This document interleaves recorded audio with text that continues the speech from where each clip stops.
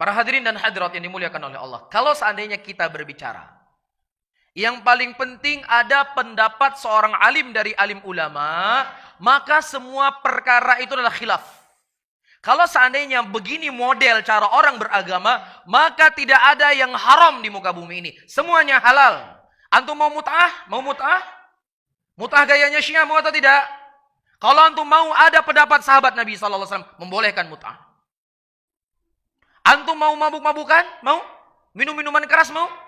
Ada pendapat sebagian ulama salaf yang mereka menghalal minuman keras kecuali hanya terbuat dari anggur saja. Selain daripada anggur, minuman keras semuanya halal. Apa lagi? Mohon maaf, antum ingin mendatangi istri melalui duburnya? Saya punya pendapat ulama salaf. Mereka mengatakan halal. Hah? Antum ingin makan riba? Ya, orang-orang yang tadi kerja di bank, kemudian buru-buru keluar dari bank, antum terlalu terburu-buru. Padahal ini perkara khilaf, ada sebagian ulama yang mengharamkan riba, cuma riba nasiah, adapun riba fadl mereka tidak mengharamkan. Jadi kalau mau mencari khilaf, apa saja kita akan ada ucapan para ulama di sana. Namun bukan begitu cara kita beragama. Ya, saya tantang semua dai-dai yang ada. Kalau seandainya dia bisa mendatangkan bahwasanya musik ini sepakat seluruh para ulama, maka saya ikut dengan ucapannya. Ini sama saja. Orang nggak mau terima kebenaran, cari pembenaran. Kalau begitu juga Syiah akan berkata, siapa yang mengatakan mut'ah itu adalah haram ijma' seluruh para ulama, seluruh para sahabat Nabi, saya akan tinggalkan mut'ah ini. Kita nggak bisa menukilkan karena ada khilaf para sahabat di sana. Bisa difahami? Namun al-ibrah bukan qaul fulan wal alan. Al-ibrah apakah itu sesuai dengan dalil ataukah tidak?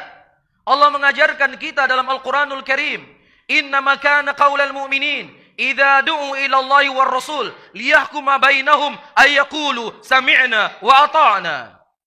Hanya saja ucapan orang-orang beriman ketika mereka diseru kepada Allah dan mereka diseru kepada Rasul, apa yang diperselisihkan di antara mereka, maka mereka mengatakan kami mendengar apa yang datang dari Allah dan kami mendengar apa yang datang dari Rasul sallallahu alaihi wasallam. Mereka tidak mengatakan ini khilaf, ini ada pendapat fulan, ini ada pendapat allan. Bukan ini akhlaknya seorang mukminin. Allah Subhanahu wa taala sebutkan juga dalam Al-Qur'anul Karim. Nah, wa ma kana lil mu'minin wala mu'minatin idza qadallahu wa rasuluhu amra ay yakuna lahumul khiyaratu min amrihim. Tidak pantas bagi seorang mukminin, tidak pantas bagi mukminat ketika Allah dan Rasulnya telah menentukan suatu perkara, dia memilih perkara yang lainnya. Apa perkara yang lainnya? Khilaf ulama, ada pendapat fulan. Ini perkara yang lainnya. Makanya Abdullah ibnu Mas'ud, Abdullah ibnu Abbas, itu kalau menurut konsep yang kita sebutkan tadi, terlalu kaku dalam beragama. Coba ibnu Abbas kenal sama dai-dai hari ini, mungkin beliau nggak bersikap seperti itu, lebih bijak sikapnya. Apa maksudnya? Disebutkan dalam Sahih Bukhari, datang orang-orang bertanya kepada Abdullah ibnu Abbas tentang permasalahan haji, masalah fikih ya, masalah haji. Kemudian Ibnu Abbas mendatangkan hadis dari Nabi SAW. Kemudian mereka berkata, wahai Ibnu Abbas, tetapi Abu Bakar berkata demikian, tapi Umar berkata demikian. Oh ya sudah, khilaf berarti ini. Ada pendapat Abu Bakar kok, kan begitu. Ada pendapat Umar kok dalam masalah ini. Ya sudah sah. Udah, kamu ngamalin ini, saya ngamalin ini. Apakah begitu? Ya, makanya Ibnu Abbas nggak kenal dai-dai zaman sekarang. Abdullah Ibnu Abbas menyebutkan, yushiku an tanzila alaikum hujarati minas sama. Aqulu qaulu Rasulullah sallallahu alaihi wasallam wa taqulu qaulu Abu Bakar wa Umar. Hampir-hampir batu-batu dari langit tersebut jatuh mengimpit kalian. Aku mengucapkan ucapan Nabi, kalian telah berkata Abu Bakar dan Umar. Ucapan Rasulullah ya mau ditentangkan dengan ucapan Abu Bakar dan Umar, begini sikap para Abdullah ibn Abbas. Bagaimana lagi ketika ditentangkan ucapan Rasulullah dengan ucapan selain daripada beliau? Iya. Disebutkan dalam Sahih Muslim. Datang orang-orang kepada Aisyah radhiyallahu taala anha dan mengkhabarkan Abdullah ibn Mas'ud berfatwa bahwasanya wanita-wanita yang mereka mandi dari haid hendaknya membuka kepangan rambutnya. Itu pendapatnya ya Abdullah ibn Amr bin As. Fikih kan? Masalah fikih enggak? Masalah fikih. Kemudian didengar oleh Aisyah radhiyallahu taala anha. Bagaimana sikap Aisyah? Sampaikan kepada Abdullah bin Amr bin As. Dulu saya mandi dari haid dan Nabi SAW masih hidup. Beliau tidak memerintahkan saya untuk membuka kepangan rambut saya. Kenapa kamu tidak langsung mengatakan kepada Abdullah bin Amr bin As, dia untuk sekalian berfatwa agar wanita mencukur rambutnya sampai gundul ketika dia mandi haid.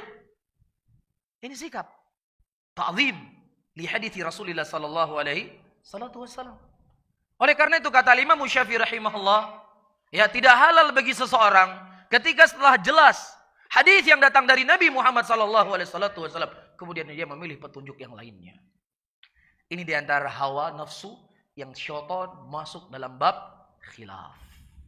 Semua dibuat khilaf. Bisa difahami ya? Sementara hadis masalah musik, hadis yang begitu jelas, yang begitu gamblang, ayyuhal hadirun wal hadirat ini dimuliakan oleh Allah, ya dari sisi sanad dan juga dari sisi matan, ya Ibnu Hazm rahimahullah, jelas di sini beliau keliru dan yang mengatakan beliau keliru bukan saya, karena saya seorang penuntut ilmu, tidak akan mungkin mengkelirukan seorang sekaliber Ibnu Hazm rahimahullah, tetapi ucapan beliau telah dikritik oleh banyak para ulama hadis. Ya telah dikritik oleh banyak para ulama hadis. Karena di antara alasan Ibnu Hazm mendhaifkan hadis tentang haramnya alat musik yang ada di Sahih Bukhari, karena di sana para rawi yang meriwayatkan dari sahabat Nabi, dia ragu sahabatnya fulan ataukah fulan. Dalam kaidah ilmu hadis disepakati oleh para ulama hadis bahwasannya majhulnya seorang sahabat, misalnya ada sebuah hadis, hadisnya dari Abu Hurairah, ataukah dari Ibnu Aisyah, ataukah dari Ibnu Umar, ataukah dari Ibnu Abbas, ataukah dari Umar bin Khattab, bingung mana di antara mereka yang meriwayatkan hadis ini. Ini tidak memudaratkan hadis, karena seluruh para sahabat Nabi apa? Udul. Apakah fulan, apakah alat, itu sama semuanya, nggak beri pengaruh hadis. Dan Ibnu Hazm mendhaifkan hadis karena alasan ini. Bisa difahami ya?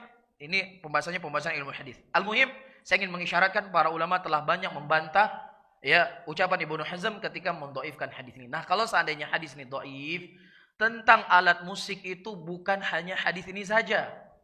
Silakan baca tafsir ayat-ayat Al-Qur'an. Ya, wa antum samidun. Ya orang-orang munafik, orang-orang musyrikin pada waktu itu mereka mengejek Rasulullah sallallahu alaihi wasallam dalam keadaan mereka bernyanyi-nyanyi mengejek Rasulullah. Ini Allah mencela menyebutkan tentang apa? Tentang perbuatan mereka, perangai mereka. Dalam keadaan mereka bernyanyi-nyanyi. Ya, dan ayat-ayat yang lain sebagainya yang tentunya dibahas oleh para ulama dan kita juga sudah punya ceramah dalam masalah ini dari sisi hadis. Ya, kita jabarkan dari sisi hadis Rasulullah sallallahu alaihi wasallam dan dari sisi ucapan para ulama dan bantahan para ulama, ya orang-orang yang mereka mengambil pendapat Ibnu Hazm rahimahullah mendhaifkan hadis tersebut. Bisa difahami ya?